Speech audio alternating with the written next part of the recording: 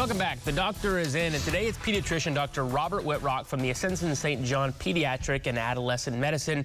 Today we're chatting about allergies, something just about everybody seems to be dealing with, including you and I, who are sniffling during that break. Yep. Well, I mean, we live in green country, and this is kind of part of living in green country, just having all the allergies. The price we pay. Exactly, right? So allergies. Really, I'm talking more about seasonal allergies, environmental allergies, the things that make you sniffle and sneeze during this time of year. What are allergies?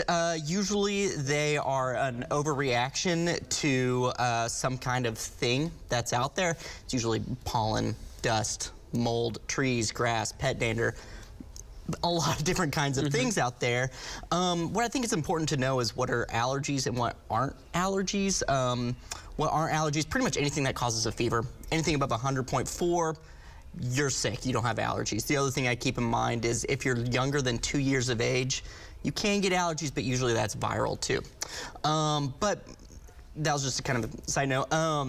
With allergies, there's a lot of different things that you can do about it. The main treatment is just avoiding the substance. Good luck with that. Exactly, yeah. So it's being indoors, keeping an eye on what the pollen report is by your local newscaster.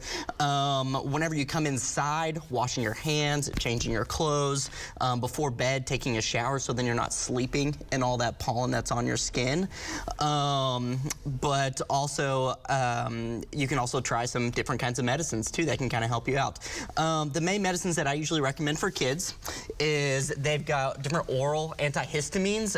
Now, antihistamines is the most popular one is usually Benadryl. I usually recommend the non-sedating ones like Claritin or Zyrtec, cetirizine or loratadine. Usually you can pick them up at your different pharmacies. Okay. You take it once a day. The thing about oral histamines is that they're kind of a jack of all trades, master of none kind of thing. They'll help you with all of your symptoms, but they don't great focus at one on, thing. Yeah, exactly. Usually people like to give Benadryl. Benadryl will work, but it'll make you sleepy, and in about 10% of kids, it can actually hype them up and make them a little bit crazy, a little bit sometimes. Well, parents will love that. Right, exactly. So usually I recommend the oral antihistamines that are non-sedating.